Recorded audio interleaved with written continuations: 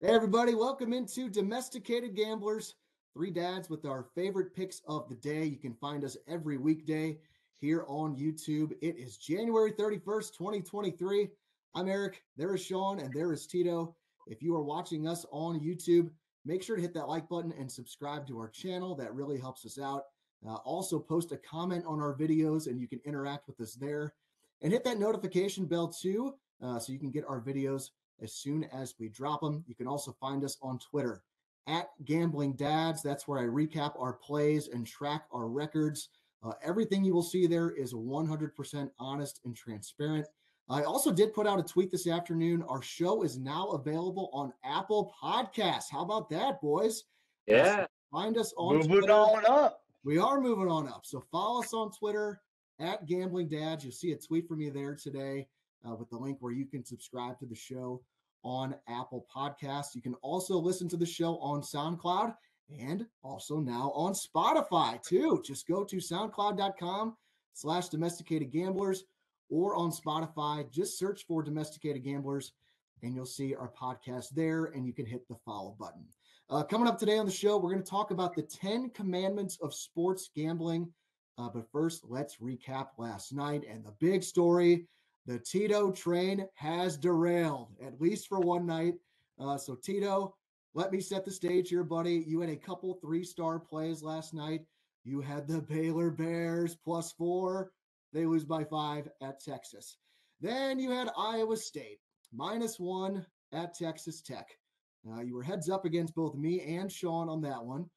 Your Cyclones had a 23-point lead at one time. They had Jerry Pollard, our favorite referee, in their back pocket, making really BS calls all night long against my Red Raiders. He was terrible. But Texas Tech says, forget all that. We are storming back. They complete the largest comeback in school history. And yes, Tito, they took down your Cyclones in overtime. Shawn and I are victorious. You lose. You drop $660 on the night. Tito, how does it taste? You know what? It tastes fantastic. I had a great night last night. Everyone chirping Tito. Everyone wants to get on the Tito train. Everyone wants to start harassing Tito for my hot takes and for my great plays. And you know what? I'm frankly tired of it. Tagger, you want to sharpshoot me on the comments? We got another guy, another South City Zebra, not the actual South City Zebra, another guy, another clown that wants to chirp me, wants to tell you how I've never been on the court, never refereed. You want to sit here and chirp me, Shawn? You want to sit here and chirp me, Eric? Fine, go ahead. Have your spotlight. Today's the day here, Tito, live in person. At least I'm not like Shawn, who last week took his ball and went home. Didn't even show up for Tuesday's show. I'm right here. I'm taking the heat. I'm going to let you know that it wasn't Tito's fault that I lost these bets last night. These Jerry Pollards of the world. I mean, he didn't do enough for for whoever he was refereeing. He was refereeing the Texas Tech game. I don't even know. It doesn't even matter. Those guys couldn't hit their free throws. I'm calling it right now. Iowa State complete fraud. They're going to be like a 2 or 3 seed in the tournament. They're going to get bounced in the first round. I can't believe I hitched my wagon to that team. Where are they even from? Ames, Iowa? Was Fred Hoiberg out there launching three-pointers? What's going on with the Cyclones? What a bunch of woof.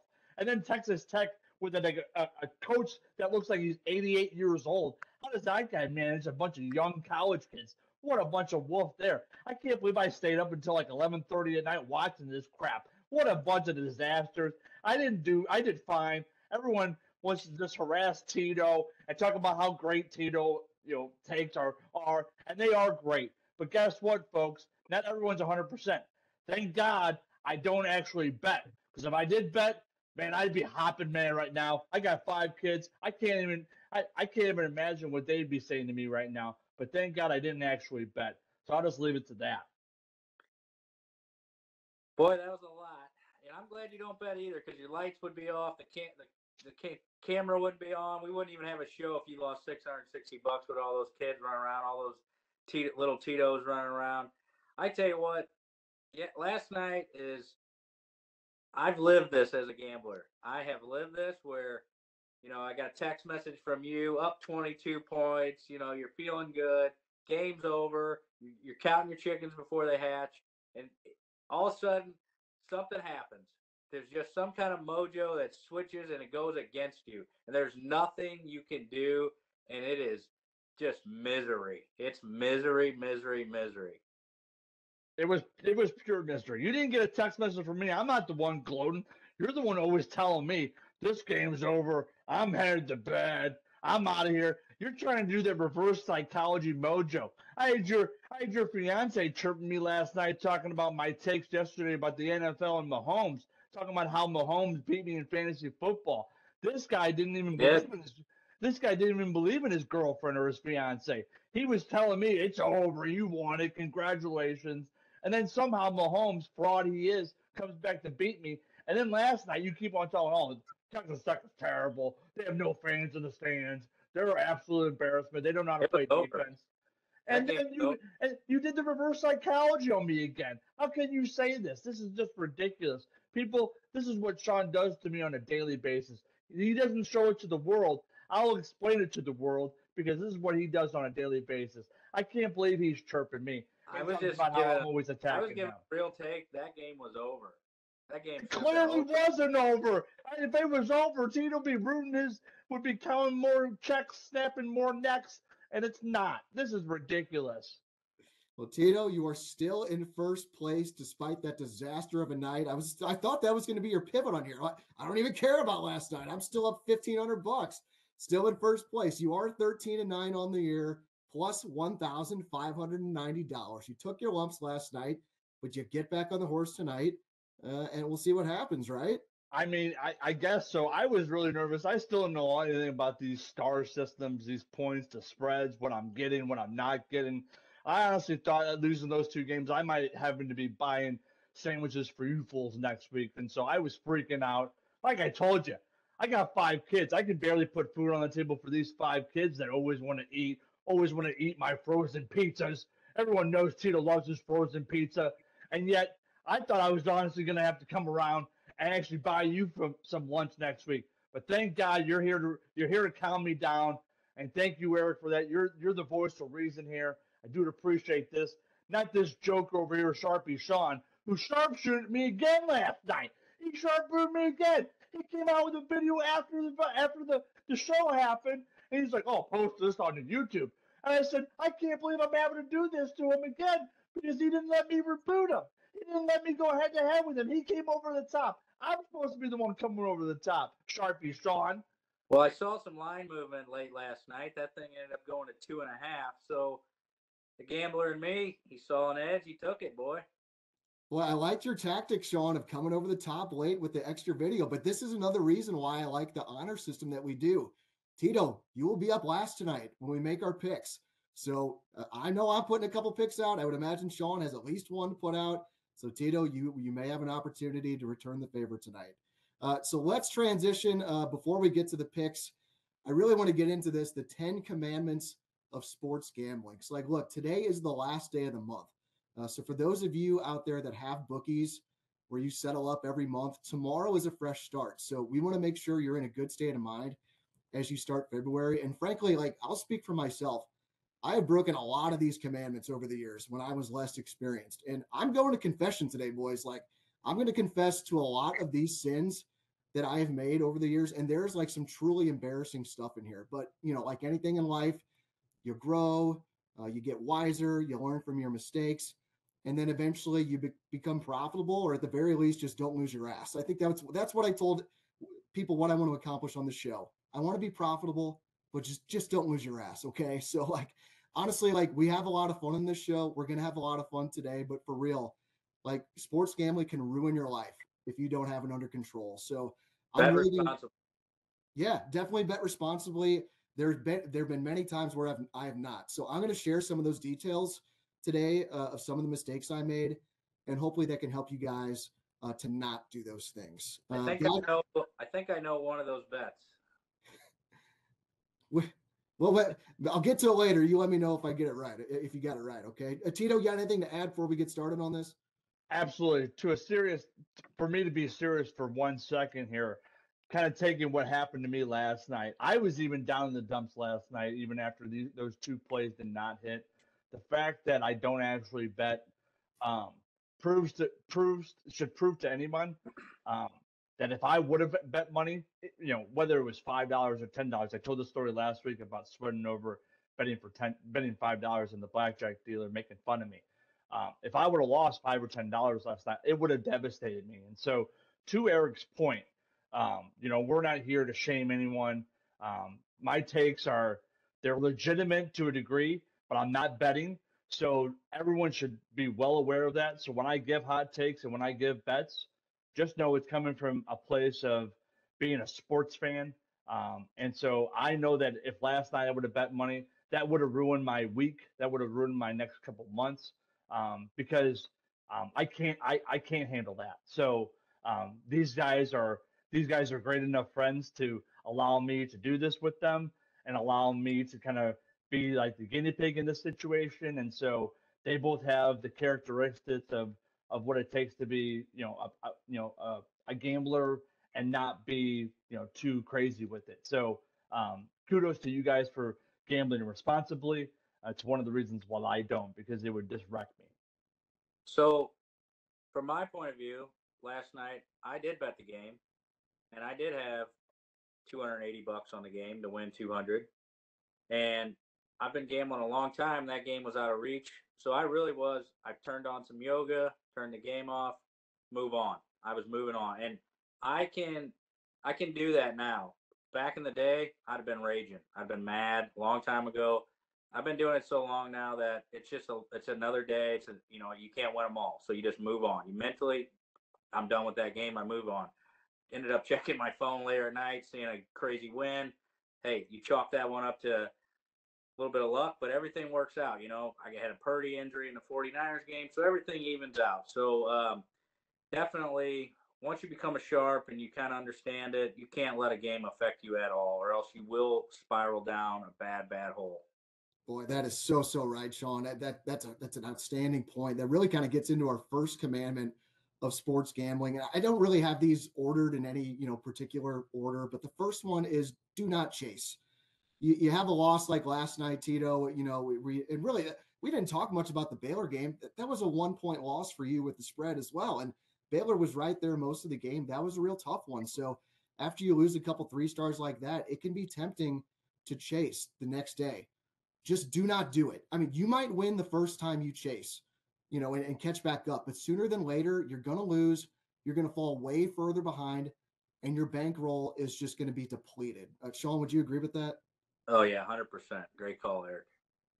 And I think this is very timely right now because, like I just talked about it, if you're a bettor that uses a bookie and you settle up at the start of every month, tonight is it. Like it's the last day of the month. So, say you're down a few $100 for January tonight and you think to yourself, man, if I could just get this one play right tonight, I can get back to even. Do not do it. Do not do it. Just take your lumps. This game you're thinking about betting, deep down that's not the lock of the year. So don't be a hero. Just pay your bookie tomorrow, and I guarantee you're going to feel better as soon as that account resets. It's going to feel like a fresh start. Pay the bookie. You'll be fine. Tito, you got any insight to add on to that or any thoughts on that? Oh man, yeah, that's a great call. That's exactly what I would do.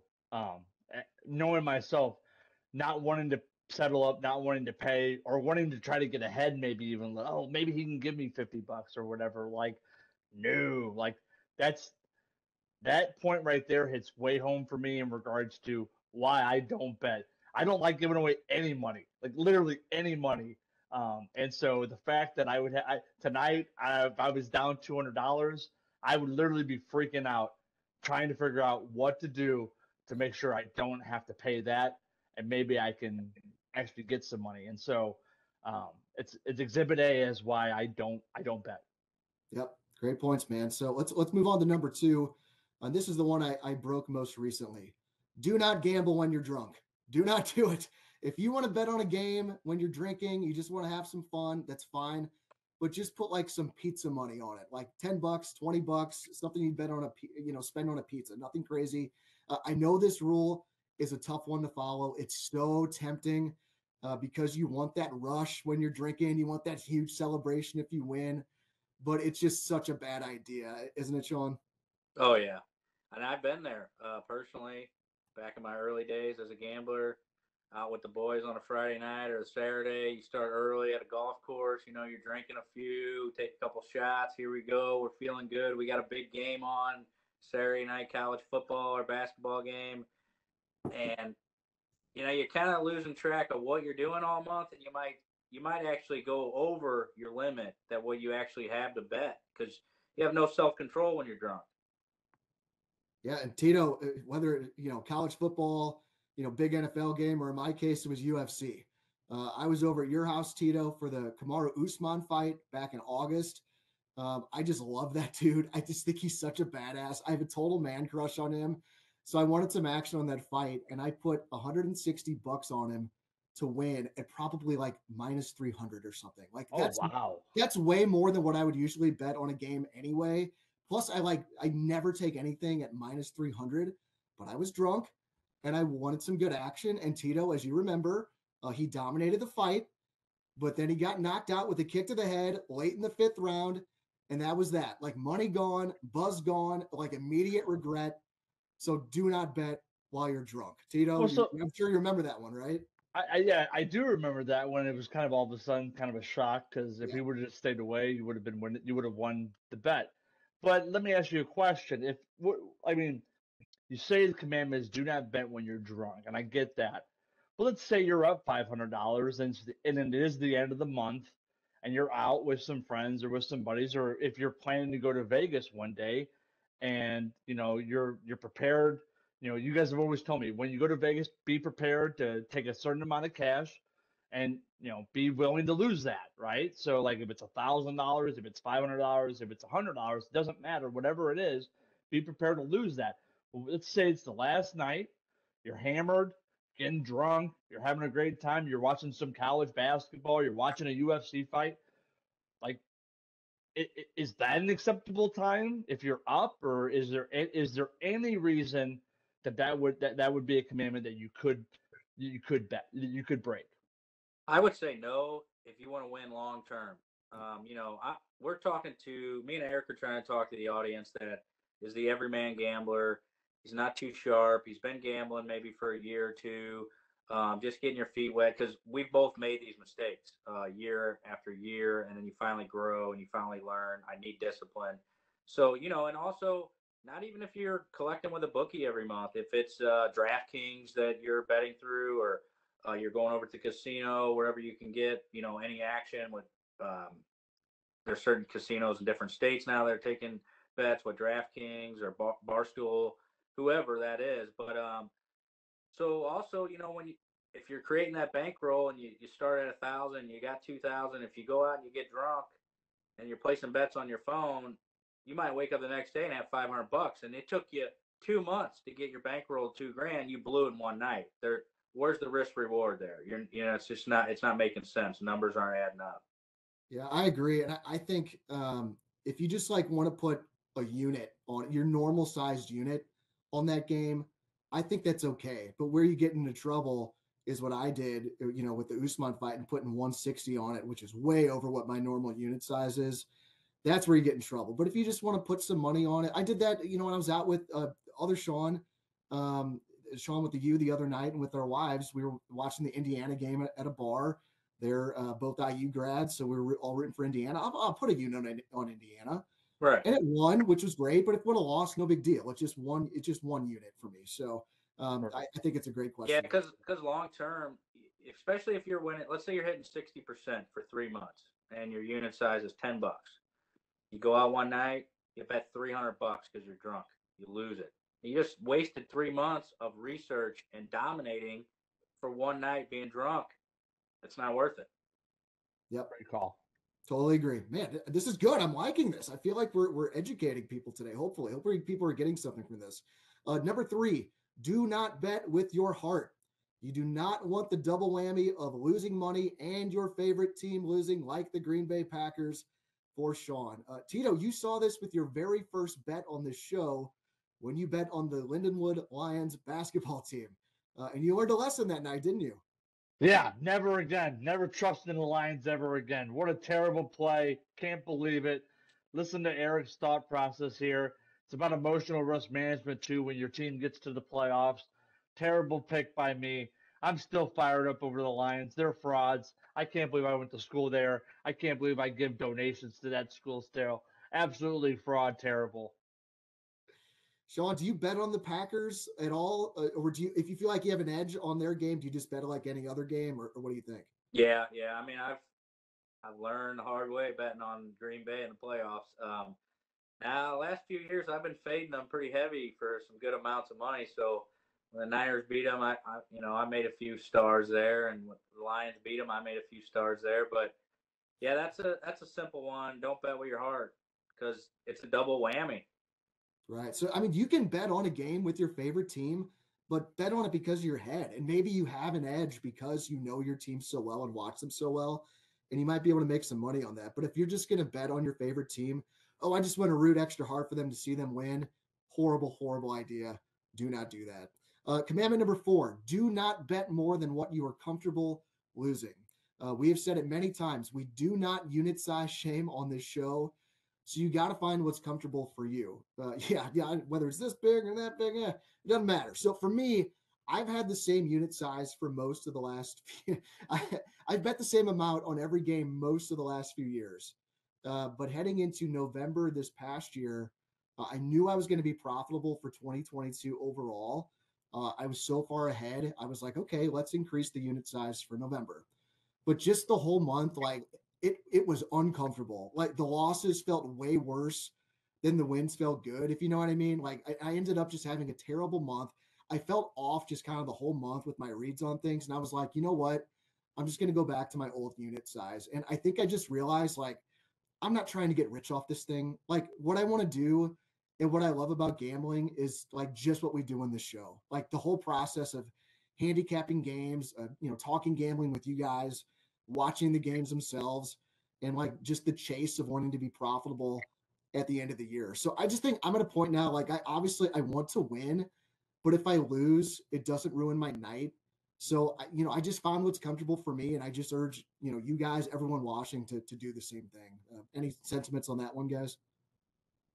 Yeah, I totally agree. I used to, before I had a family, same way. I mean, I'd make uncomfortable bets. I was only responsible for myself back then. And things changed for me. I kind of got out of it for a while. And then, as Eric knows, I just got strictly into betting NFL. And 2 years ago, I think I cashed about $8,000 through the NFL season. And then last year was only about 4 grand. But I kind of pulled back on my unit size, the economy, this and that, need more money for here and there, and the thought of losing that money. So things change for you.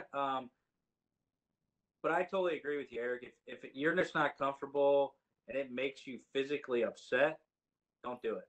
Don't do it. You got to learn that whatever your bankroll is, you can lose that. Yeah, you'll notice that most of my plays I put out on this show are 1 star. I think I've only had 1 3-star and 1 2-star bet. I usually keep my unit size the same. And Shawn, I do think that probably is to my detriment to like really build a significant bankroll because I think that's the next step I need to get to. I need to trust myself if I have a really good read on a game to bet, significantly more on it. But I just found for me, I just don't, I'm definitely wired to gamble, obviously, but I am not wired to like take these big swings of real money coming in or coming out. So I think that's where I've grown. I just found what's comfortable for me. Tito, I know, obviously we say you don't gamble for real, but like those 3-star bets that you're throwing out on the show, if you were gambling for real, I think you would realize really quick, especially after a night like last night, like, man, I got to slow my roll a little bit, right?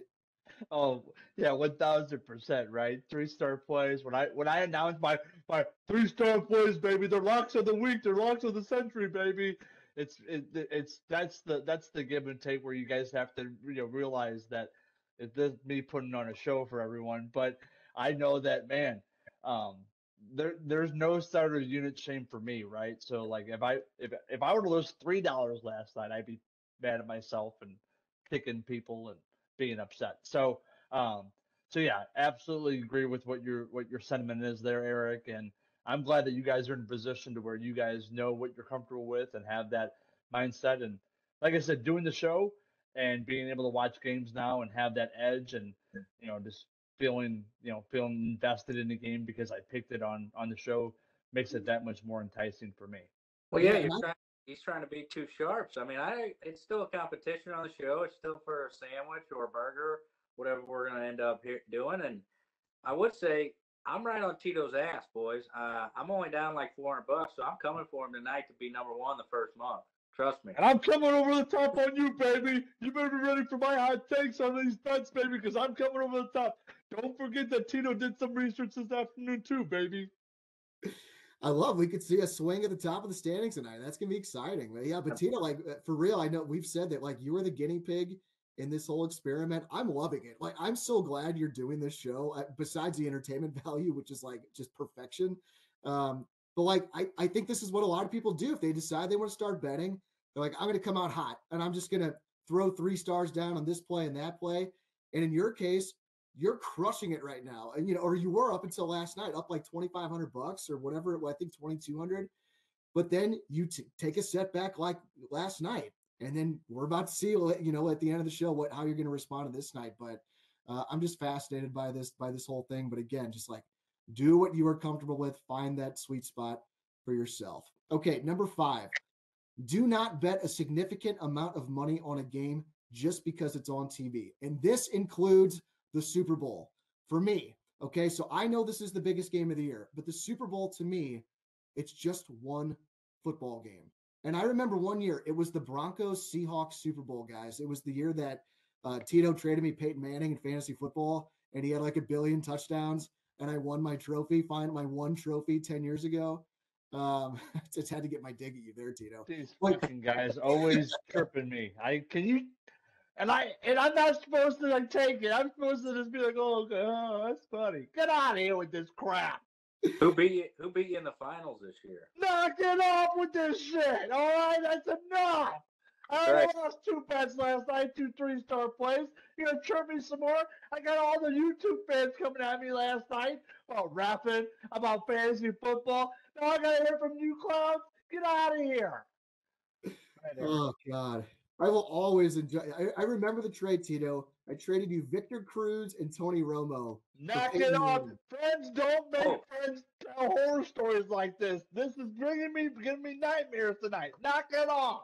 Ashley wanted me to remind you that. Oh my God! Knock it off! I don't care what Ashley said. Okay, I won the Star Cup last year. That's enough for me. You dropped Jerick McKinnon, and that led her to. Oh my God! Don't remind me.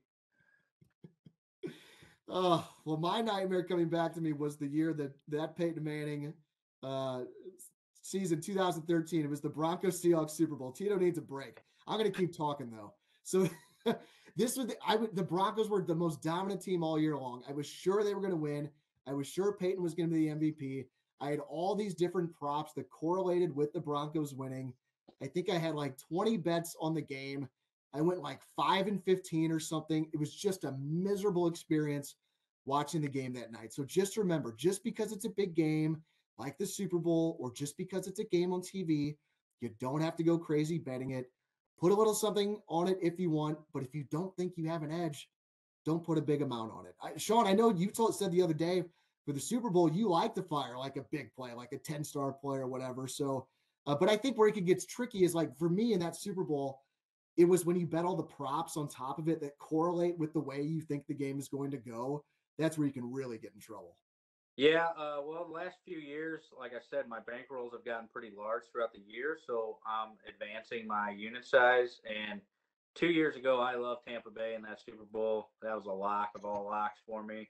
So we made some money on that. And then last year, the Rams, I was on the Rams. I kind of thought Kroenke was going to get a Super Bowl.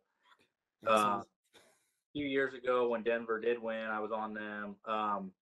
So, yeah, I do like betting that. It just depends on my bankroll for that NFL season, though. So if I'm up several $1,000s, then I do like to throw a larger bet on it for sure. But, say I'm up $8,000, I'm going to put $2,000 on the game. I'm still going to bring home 6,000, or whatever the units are I'm up that year. Yeah, and this could correlate into the commandment about don't bet while you're drunk. Because a lot of times there is a big game on, you're having some drinks or a big fight on. I mean, that was the perfect storm with the Usman fight with me. I was huge fight. This guy fights like what, Tito, once a year, maybe twice. And I'm like, this is my chance to bet on him, and I got my ass kicked. Tito, anything to add on this one? Nope. All right, all good. Let's move on to number 6. And I put these two together. Do not bet on the coin toss of a football game at minus 110. Don't pay the juice. Bet your buddy instead. And do not bet $15,000 on a play that will pay you a $300 return. Tito and Shawn, you both made a bet like that for the show. You did survive at the Royal Rumble this past weekend. Can we agree? Can we please not do that again? Can we agree on this? Oh yeah, absolutely. I had a conversation at Instructional League on Sunday with another domesticated gambler, who makes some golf picks on the comment section of our videos, and I was talking to him about where's the value in that. That's essentially why that's why the books make those plays so ridiculous, because that's a surefire lock.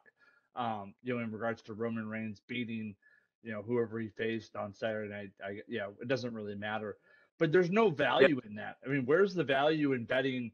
Like, if it's an ordinary guy who's just betting $10, well, I don't even know what that would be, but what that would equate to. Is it $10 and like 5 cents, $2, 5 cents, I think. Yeah. Where's the value in that? So, like, everyone should realize there's no value in that, and it's unnecessary. Because what if it doesn't hit? To Eric's point, the Undertaker lost, and you lose that money, and it's not a smart play. Hopefully Eric gets into this bet that I'm thinking he's going to talk about. A certain team was up 3-1. You nailed it. So this is literally my most embarrassing sin as a sports gambler, and I'm sharing it here. So Tito, and that's why I felt like I rewatched the show, and I'm like, man, I felt like I was getting on Tito pretty good, more than I intended to, about that 15K bet.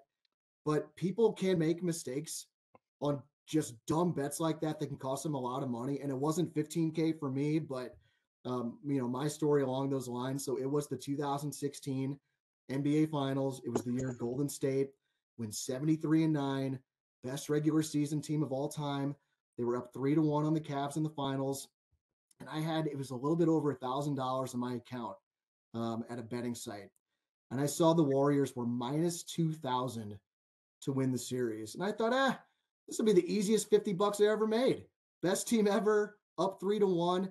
I put $1,000 on the Dubs to win the series to win $50. Stupidest bet I've ever made in my life, for real, no joke. Even if they would have won, that's just a 5% return on your money. Just so dumb, and that's why I urge you guys, do not make bets like this in real life. Yeah, I remember that. And you know what, though? You were a young gambler back then, so don't beat yourself up for it. You've grown. You got to let that go. Move on. Oh, I definitely have, but I will never forget that lesson of like, there's just zero value in doing that. And at the time, and I think it's just like this rush of like, oh, I want to like cash a ticket, even though you get more value, like I said, opening up your CD at the bank down the street. So just, I used to bet a lot of college basketball, and when I was just starting out gambling, or even a few years into it, it's taken me a long time to become sharp and learn those lessons. I would lay minus 300 to win 100. Still not long-term strategy to win. And sure, would I cash some tickets? But then 1 out of 3, I'm losing. I'm not winning money. It's just it doesn't work long-term. So I would even lay minus 500 before to win $100. So it's just a terrible long-term strategy. You will get crushed and you will not win. Yeah, didn't you text us today, Shawn, about like you had $500 on a Red Sox bet or something? That was one of my worst beats ever. I had 2 outs in the ninth, playing the Angels. At the Red Sox, I can't remember who the third baseman was. He threw the ball over first. It was an error. It was going down the right field line.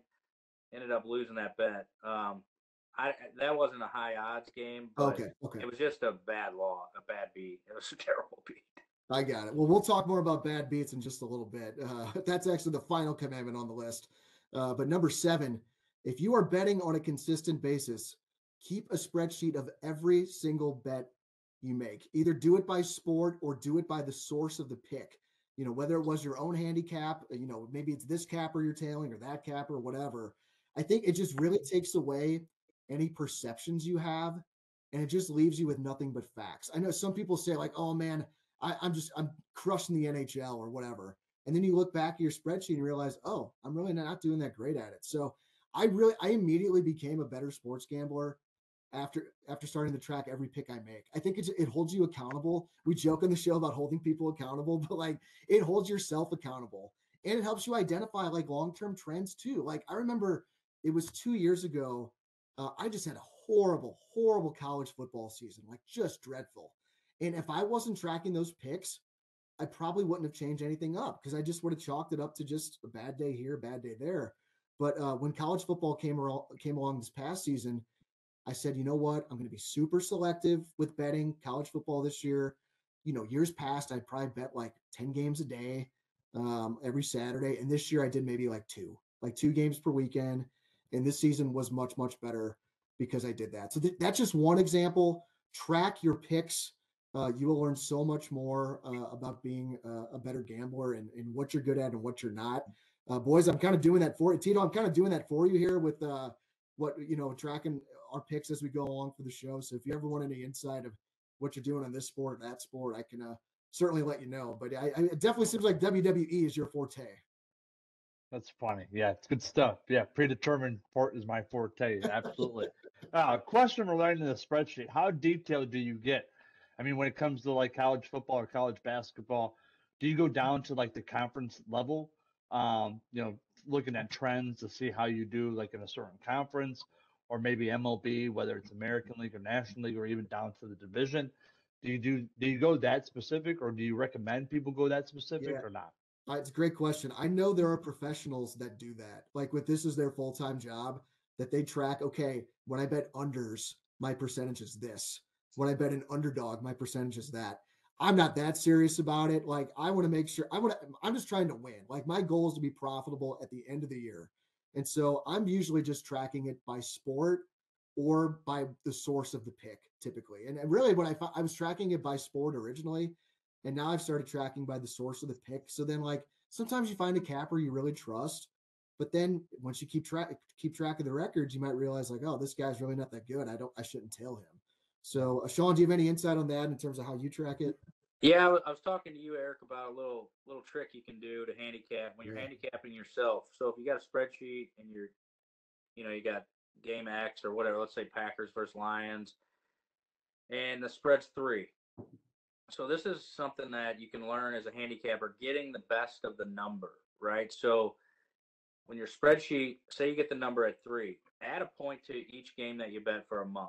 So, it's a lot of times that number will change to 2 on game day or whatever. So give yourself 1 point and track and see how well you do. And you'll be surprised. You'll be surprised that, oh, wow, I'm hitting 65%. Anybody can do this. Then the next month, take a point away and you'll see how bad you do. It'll blow your mind. It was a trick that I learned, and it's something that major handicappers do in Vegas. It's an awesome trick. Try it out. Do 1 month one way, do 1 month the other way, and you'll find out then why you wait to see the best of the number and why you wait for line movements. Like last night on that Texas Tech game, the only reason I'm playing that is I watched the line go to 2.5. I'm seeing that there's sharp money on that game. So just that's something to watch and something that you can teach yourself how to handicap yourself. Yeah, I think the margins are so thin when it comes to sports gambling. Like Rocky Mountain Steve's giving me shit about my soccer picks, even though I'm 6-5 and up $130 on soccer. And he's like, "Oh, it's just a lot, just luck. You're flipping a coin." It's an 11 pick sample size, and this is why we say it all the time. This is a marathon. This is not a sprint. You're going to have even a baseball season. A team like the Dodgers or the Astros that's going to win, 105, 110 games, whatever it is. They're going to have stretches where they go 4-6 or 3-7 in a 10 game or 2-8. Yeah. Right. Like it's going to happen. And that's why you do not overreact to things when you're sports gambling. You stick to your process and you track it for the long haul, and then you can make tweaks as you go along. But a bad week here, a bad month there, even a bad couple months in a row, it doesn't necessarily mean you suck. It's variance. It's going to happen, right? Getting the best of the number. That's the biggest key. It really is. Yeah, I think if you do get the best of the number on a consistent basis, you are most likely going to be profitable. And sometimes that's hard to predict, but that's why, especially in football, like when you see those key numbers, Like, okay, I really like a dog and it's at plus 7.5 right now. I should take it now, because if it gets to 7 or 6.5, that value is just gone. So, Do that for 1 month, and you'll see how much more you could have won if you're taking the best of the number. Yeah. Yeah. Great point. All right. Number 8, do not gamble so much that it impacts your relationship with your family. And this is a serious one that I can speak to. So I don't even know if I've told you guys this. So I had a few months that I paid someone for picks, and it was stupid. Like, I was looking at my phone all the time. I was setting an alarm to get up early, so make sure I didn't miss a pick, because there was a lot of soccer games in there, of course, of starting at 6:30 on a Saturday morning. Mm-hmm. I was putting my kid in front of the TV for a few hours at a time so I could watch games on the other TV, stuff like that. And I treaded water for a couple months, but then I had one bad losing month, and that was it. Like, I just cut it off, and I was in such a better place once I did that. Like, I'm not even kidding. Like, I honestly feel like that was a turning point where I started to become a better dad. Like, for real. I think I've been a good dad this whole time that Andy's been alive. But I just feel like when I cut that off, it just freed me, if that makes sense. Like, I wasn't chained to my phone anymore.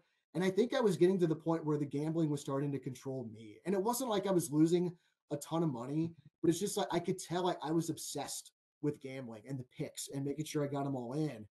And so I cut that off. And now, I'm now controlling my gambling instead of the other way around. Shawn, Yeah. have you ever had any kind of experiences like that? Maybe not paying for picks, but just where you can No, feel like that obsession taking over. I've never paid for picks. 2 years ago, I mean, I was on a heater, and like I said, I won by almost $8,000, and I was into it because I was winning a lot of money. And this year, I really backed off. And I've really learned over the years to not. I don't even have to watch the games necessarily if I handicap it right. I don't even care. Just check at the end of the game, it's a winner or a loss. Move on, move on. Don't leave that in my brain. I definitely in the past have been addicted to it, where it's like I got to get this in. I need this action. I need this or that. I wouldn't say so much ever since I've been a dad that I've ever had that problem, but before that, for sure. But yeah, I mean, thanks for being open, Eric, and honest about that. It's something hard to talk about, and I'm glad that you're not struggling with that anymore. Yeah. Yeah, 1,000%, Eric. And, I'm surprised to hear that as well, especially with knowing how detailed you are and how locked in I think you are with sports. So the fact that you can come and feel comfortable saying that to us, I really do appreciate that. I feel for you in regards to, getting sucked in like that. And, if anyone's Ever, everyone gets into those little ruts and things like that. So, always know that you got friends and family that love you and support you, and so yeah, that's all I gotta say. Yeah. Oh, go ahead, Shawn. definitely, if you trust your process and you trust handicapping games, you don't even have to watch them anymore. That's something that I I probably watched way less football than I've ever watched this year. Still was profitable. It's all about, for me, it's changed on how I handicap games. I really look at where the sharp money's at and where the public's viewing things. So you don't always have to watch the games. You can still live your life and be profitable. Yeah, totally. And I think I'm lucky that I think I have a really great self-awareness about myself. Like, I don't feel like I'm the kind of guy that really gets addicted to things. Like, I can kind of recognize when something is becoming a problem, and then I can shut it off. Like, and I know this runs in my blood. Like, I had a grandfather that really ran into some big problems with gambling and gambling on sports, gambling at the casino. So I know that's in my blood, and I have a self-awareness about that. And I think that's important. And a lot of that's having a support system, talking to people about stuff, and like, just you don't have to go with this alone. And I think a lot of times people, when they're talking to their buddies about gambling, you don't talk about the bad losses. You don't talk about the months where that you suck and get your ass kicked. You talk about I cashed this play last night, I nailed this handicap, whatever. But like, let's be real. Like, the best gamblers are losing 40 to 45% of the time. And so guys that are just regular Joes like us, you're probably going to lose more than you win for a long time until you figure it out. And even like, new gamblers like Tito, I know there's gambling's, booming across the country now with becoming legal in these states. and they have a lot of these books have a lot of promos and offers that they're giving you free money or boosted odds on games or whatever. And like, so a lot of people, you can start out hot and get a nice bankroll. That's what they want. There's a reason the books are making those offers. They want you to get sucked into their book, because once those offers go away, that's when, like, okay, you're on a level playing field. And if you're not sharp or you're inexperienced, that's when you start losing your ass. So that's just some insight that I have, something to look for. You guys have any insight on that? No, I agree with you. They want you to get addicted. That's it. I mean, that's kind of our society now. No matter social media, whatever, they want you to get addicted. Poker after the games. I mean, you can play blackjack. You can lose your ass. That's what they want. They want you on there. They want you addicted to it.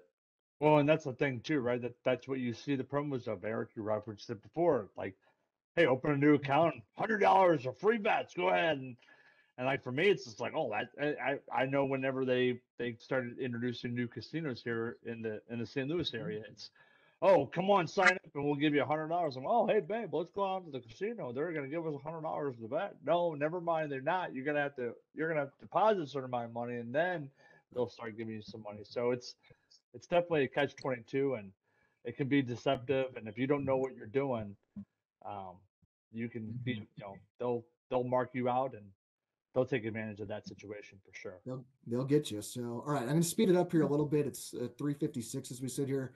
Number 9, set a monthly bankroll, and if you lose it all, stop gambling until the next month. This is essentially the same thing as going to the casino, losing all the money you came with, and then going to the ATM. Do not do that. Tito, I know you're not a big casino guy, but I know you've been there before and you hate it.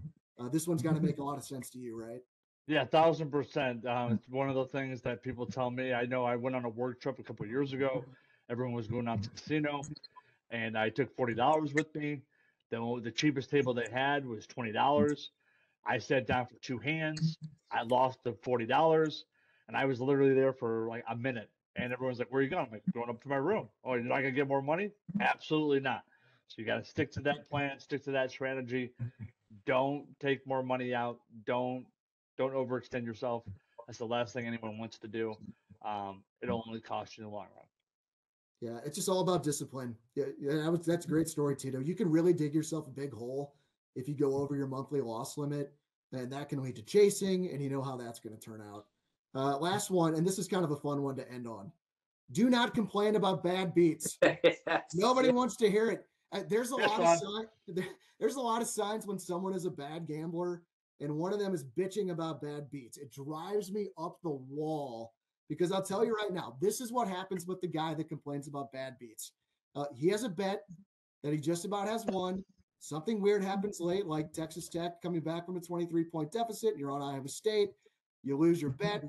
And Tito, to your credit, like, you haven't really complained a ton about that today. But that person complains, oh, such a bad beat. Here's all the things that happened that, I'm going to list 7 things that happened that made me lose.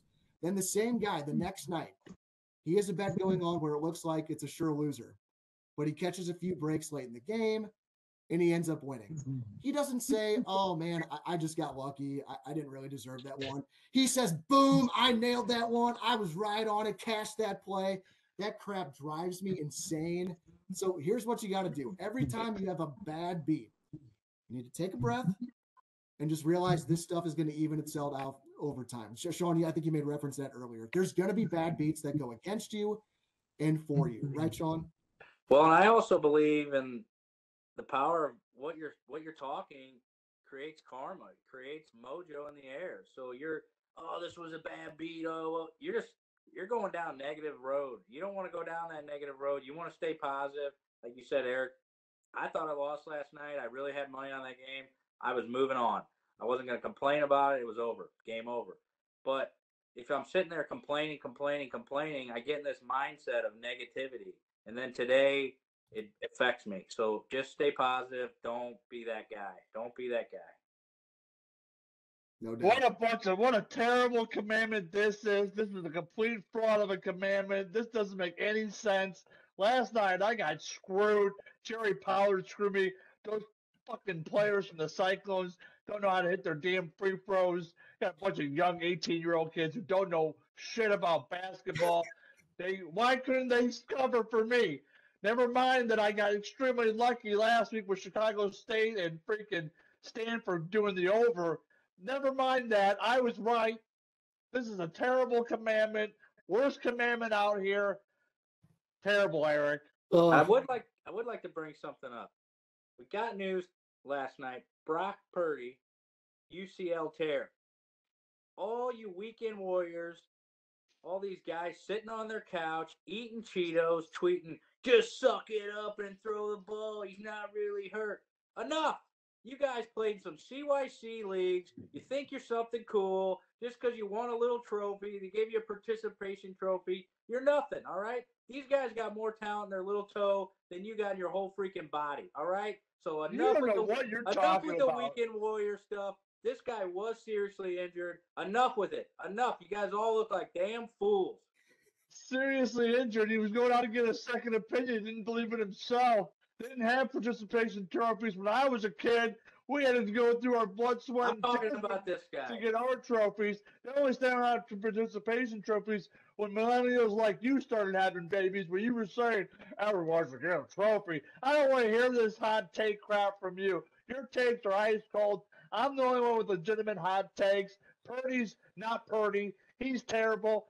He is probably going to retire after the beating that the Eagles I gave him. think He doesn't want to do it the guy anymore. texted me. This guy quit on his team. He tore He his did. ACL. Give this guy a break. He's out there trying. It makes sense now. I hope all these people who are tweeting, oh, just suck it up and throw the ball down the field. You gonna apologize? No, you're not.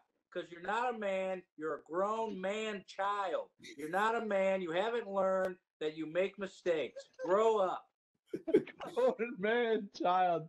That's got to be a t-shirt, Eric. You're a grown man child. Ugh. Kudos. Fish, that was perfect. What a take. Wonderful job. You learned from the great Tito. Awesome take. That is legitimately awesome. I love that. And to your point, people need to stop tweeting. That's the overall gist of it. Stop freaking tweeting all your damn hot takes. Get your hot takes from people like me, like on YouTube. Tito's hot toilet takes. No more coming at you tomorrow, baby. Oh, I'm glad we ended on that commandment. That was a good one to end on. So I hope you guys enjoyed that. I really enjoyed the discussion. I feel like a weight has been lifted off my shoulders sharing those stories. So, if you did enjoy that, if you're enjoying this video, make sure you hit the like button, subscribe to our YouTube channel. That would really be helpful to the cause of growing this show because we're having a lot of fun. I think you guys watching are having a lot of fun. So let's keep it rolling. All right. We're going to try and zoom for you.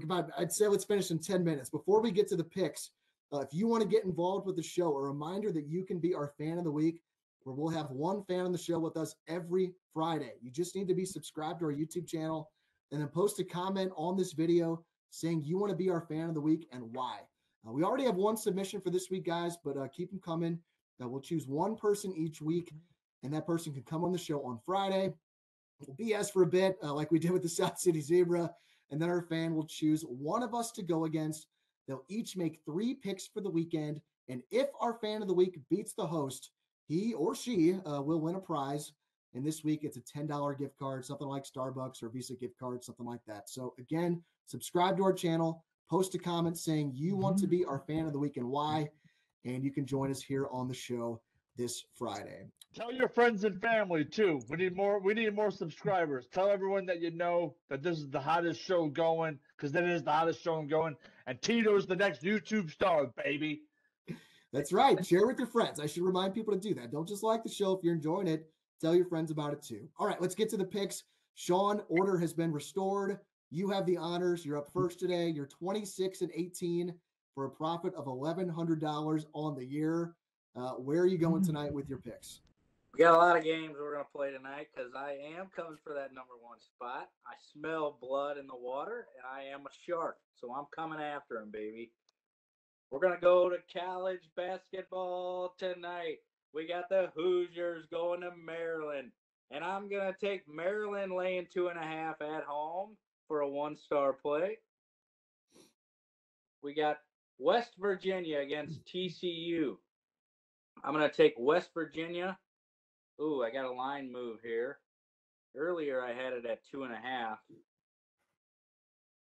I got it at 2 now. We'll still stick with West Virginia for a 1-star play at +2. Then we're going to go to the big game. Terrible take. Take them to TCU Horned Frogs, Eric. Terrible Bob Huggins doesn't have this team ready. They're 2-6 on the road. Take the Horned Frogs, 2-star player for Tito, baby. Gary Patterson has this team firing all cylinders. Oh, even that's football. Never mind. But we're taking the Horned Frogs, 2-star play. Coming right over the tap, you sharp. Top. So we're going to go to the big game of the night, Kansas versus Kansas State. And we're going to take the 8.5 with Kansas State, boys, for a 1-star play. Bill Self going to go and restore order in Allen Fieldhouse, baby. 3-star play. They're going to go home. They're going to get it right. They're going to dominate Kansas State. Kansas State won't know what hit them. Oh, my goodness. They're 10-1 at home. They're 17-4, number 8 team in the country. Take Kansas State. That's a 3-star play. I'm also going to take the over on that play, baby. You said Kansas State. Or are you taking Kansas, right? I'm taking Kansas. I told you Kansas, Bill Self. He's a fraud, but I'm rolling with that fraud tonight, baby. So then another game that I loved. I loved it earlier in the day, but the line moved. It was at 9. We're going to take Air Force, getting 8. Would have been a 2-star play, but we're going to stick with a 1-star play. Got any other, Shawn, or is that it? No, we got a lot more. We got UNLV plus 3.5 with a 1-star play. Oh, Jerry Tarkanian, baby. Gotta love the pick. So now we're going to move over to the NBA, boys. And, the NBA, there's a lot of edges here. Everyone's sitting. They're sitting all their players because the NBA is getting into this science of resting their players. I was listening to a podcast today about over in Europe, soccer players actually wear a heart monitor, and when they redline, they get off the field. They pull them off the field. So the NBA is really catching on to this. So anyway, there's a few leans I got with some players probably going to sit tonight. I know LeBron's going to be back tonight. He can cry all over the floor like he did the other night. I think Davis is coming back. So you're going to give me the New York Knicks minus 1.5. The Lakers aren't anywhere close to the same talent. That's going to be a 2-star play. New York Knicks minus 1.5. We're going to take Denver laying 6.5 at home for a 2-star play. And we're going to take Miami Heat plus 5 for a 1-star play. Then the Clippers laying 2.5, 1-star play. All right, the picks are in for Shawn. Shawn is coming after Tito tonight, trying to get that first place spot on the last day of the month. I'm actually up next in the honor system, but Tito, if you want to go, you've already come over the top with 3 picks. You got TCU, you got KU. We got to stick with the honors. We got to stick with it so we All can over the top on you. All right. Well, I'm He also was right too. Good call, Shawn. Eric didn't want me sharpshooting him either, baby. What a wonderful play by Shawn. Having a fantastic show, baby. Keep it up, fish. I'm actually sharpshooting you, Tito, and this was a planned play for me, but I'm coming against you on one of them. So I have 2 picks tonight, both involving the KU K-State game. The first one is a recommendation from the Tagger, who is a KU grad. He found a stat for me today that 18 of KU's last 19 home games against ranked teams have produced a total of 146 or fewer points. So that's an 18-1 stretch against ranked teams at home. KU games have a total of 186 or fewer points. The total tonight is 145.5. So I'm going to ride that train. I'm going heads up against Tito. I'm going under 145.5 in the KU K-State game for a 1-star play. Tito, thoughts on that one? You just went against your numbers, didn't you? Maybe I didn't explain it that well. Okay. 18 of the KU's last 19 home games against ranked teams have produced a total of 146 or fewer points, meaning under 146. Does that make sense? Oh, okay. That makes sense. Okay. So I'm taking under tonight, 145.5 for a 1-star play. The second one, I don't really love this. It feels square, but my gut tells me to do it. I just cannot picture Kansas losing outright tonight. I think the 8.5 is a lot. So I'm going to stay away from the spread. I thought it was going to be much lower than that. But here's what I'm going to do. I'm going to do a money line parlay with KU and 3 other teams. I don't usually do this, but I'm going to do it tonight. KU, Alabama, Kentucky, and Dayton. Alabama and Dayton are huge favorites. Kentucky is a pretty sizable favorite. at Ole Miss. So I need all 4 of these teams to win straight up to win my bet. Kansas, Alabama, Kentucky, and Dayton. I'm going to do a 1-star play, and you can get that parlay at -116 on BetMGM. So that's what I got tonight. Wolf. Big wolf. So Tito, you already got a 2-star on TCU. You got a 3-star on KU. And the over in the Kansas game, was that 3-star? How many stars? That's a 3-star play, baby. The Tiger doesn't know what he's talking about. The last time he gave Kansas advice, he was talking about how Grady Dick didn't know how to shoot, how he was in a terrible shooting stuff. He came out, scored like 28 points, shot lights out from 3. They're seeking revenge. The last home game they had, last real home game they had, they lost, and now they're gonna go and gonna take care of Kansas State because they're avenging that loss that they had in Manhattan. So those are my plays tonight. Eric, I got a hot play for you tomorrow. I'm going to save it for tomorrow, though. We're going to go to the Missouri Valley. We're going to talk about Missouri Valley. They have a hot slate of games tomorrow night. Really looking forward to my play tomorrow, baby. Hey, interesting nugget I learned today about Carl Jeffers, the referee for the Super Bowl. He reffed 2 of Kansas City's games this year, and he has accounted for 17% of the total penalty yardage that they accrued this season. So only 2 games. This guy's got it out for him. Man. That's something just store away as we're headed. Complete fraud. I don't know who they're thinking. I don't know what guy said on the show yesterday that this was a great referee pick, but absolutely complete fraud. Another great stat by Shawn. Man, Shawn, what a performance today. What some great stats. What some great analysis. Fantastic show to you, baby. Looking forward to going up against you tonight. Best man wins, and here we go, baby. You're awesome, baby, with a capital A. Hey, I appreciate that. It's like Jeopardy. I'm risking everything I got tonight, so we're gonna see what happens. We got 1,100 on the line. All right. Well, it's almost certain. Well, I guess it's possible that I could pass you, Shawn, or maybe even Tito. I'd have to do the math on that, but should be an interesting night of hoops as we watch more Big 12 basketball, Tito. I can't wait to watch the Big 12 tonight. I just love me some Big 12 hoops. All right, guys, I really did enjoy the show today. I love the discussion, and that's going to wrap up today's show. Please hit that like button on your way out and subscribe to our YouTube channel. Also post a comment on our videos, and we can chat with you there. And hit that notification bell, too, so you can get our videos as soon as we post them. You can also get the show on SoundCloud and Spotify. Just go to soundcloud.com/domesticated gamblers, or on Spotify, just search for Domesticated Gamblers and hit the follow button. You can also find us on Twitter @GamblingDads. Tweet that out, Shawn. I put a tweet out there this afternoon with the link where you can now find the show on Apple Podcasts. Again, that's @GamblingDads. For Shawn, for Tito, I'm Eric. This has been Domesticated Gamblers. Thanks for watching, guys. We'll see you tomorrow. Let's cash.